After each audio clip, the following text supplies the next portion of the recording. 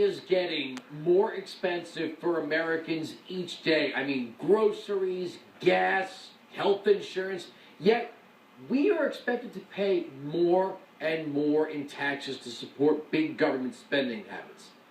See, the government bureaucrats never spend your money as carefully and responsibly as you would spend it yourself.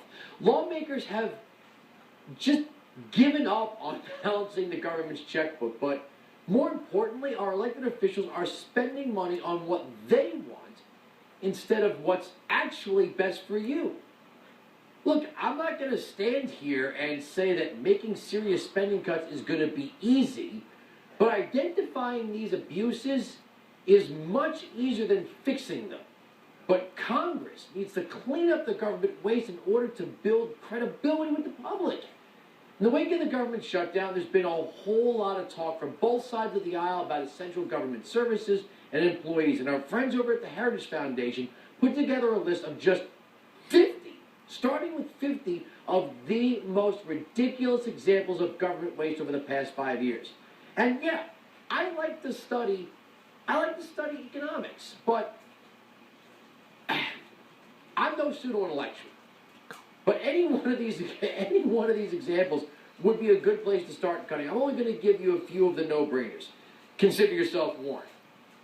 So here we go. First, the Securities and Exchange Commission spent, ready for this, $3.9 million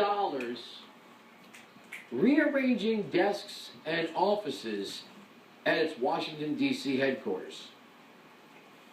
Take a second to let that sink in. They moved the furniture. Next, the Pentagon spent $998,798 shipping two 19-cent washers from South Carolina to Texas. I mean that, those little washers when you're putting a nut on a bolt. How is that even possible? I mean, the shipping cost is over 5 million times the actual value of what they were shipping, and believe it or not, I'm not kidding. Third, an audit by the Government Accountability Office classified nearly half of all purchases on government credit cards as improper, fraudulent, or embezzlement. These credit cards, which were supposed to be used for legitimate government business expenses, were funded by the American taxpayer.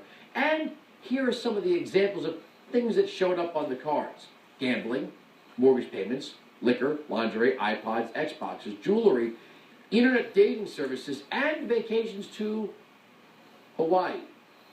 And just one more for fun. This is so outrageous, I couldn't resist. Washington will spend $2.6 million training Chinese prostitutes to drink more responsibly on the job. So I was able to list over $7.5 million in cuts right there. Cheap Chinese prostitutes. There is nothing rational guiding government spending at this point. Nothing at all. If we're paying Chinese hookers to be better consumers of alcohol on the job, I would take shrimp on treadmill at this point. We're right, they're wrong. From New York, I'm Andrew Wilkow. Good night.